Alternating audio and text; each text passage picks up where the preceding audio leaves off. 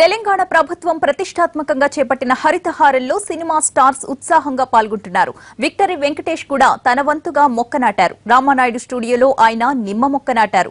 ఈ కార్యక్రమానికి సంకల్పించిన ముఖ్యమంత్రి కేసీఆర్, మంత్రి కేటీఆర్లను వెంకటేష్ అభినందించారు. అయితే ఇలాంటి కార్యక్రమం నిత్యం జరుగుతూ ఉండాలి అన్నారు Venkatesh.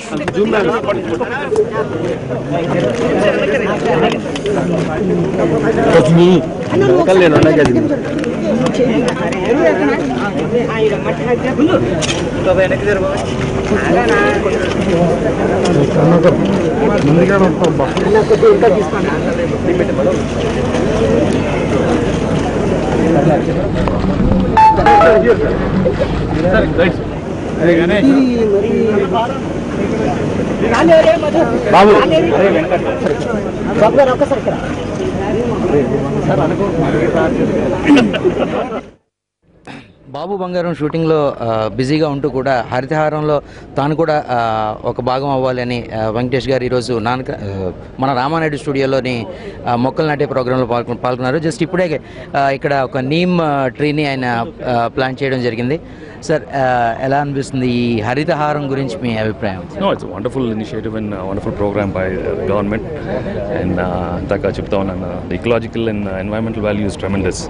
So because in the long run tree plantation, the best oxygen is provided, the air quality is improved, the places are cooling down.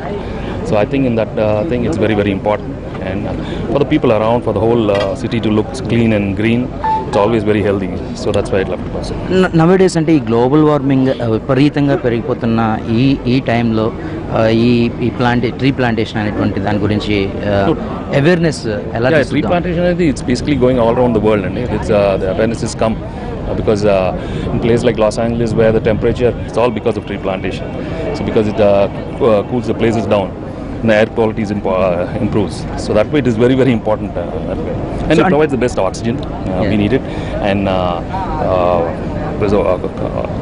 Water conservation కానీ సాయిల్ ఇది కానీ అన్నిటికీ హెల్ప్ అవుతా ఉంటుంది. అంటే కొత్తగా మనం ప్లాన్ చేస్తాం, చాలా అద్భుతమైన ప్రోగ్రామ్ చేస్తాం, అండ్ ఇది థర్డ్ బిగ్గెస్ట్ థింగ్ అని కూడా చెప్తా ఉన్నారు. అయితే ప్రిజర్వింగ్ ఫారెస్ట్ల గురించి మీరు ఏమంటారు? అంటే అడవుల్ని కొట్టేస్తున్నారు, బట్ ఇప్పుడు నాటడం వల్ల ఎంత ప్రయోజనం ఉంటుంది, వాటిని కొట్టకుండా వాటిని ప్రిజర్వ్ చేయడం వల్ల ఎంత ప్రయోజనం ఉంటుంది? Preserving green is very, very important. No doubt for a future life for mankind itself is very important.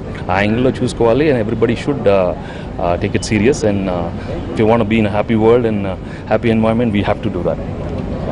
అంటే చాలా మందికి చెట్లతో చాలా అనుబంధం ఉంటుంది. అంటే మీరు పెరిగిన ఎన్విరాన్మెంట్ లైక్ అంటే ఈ స్టూడియో కానీ మొత్తం అంతా చాలా గ్రీనరీగా ఉంటుంది.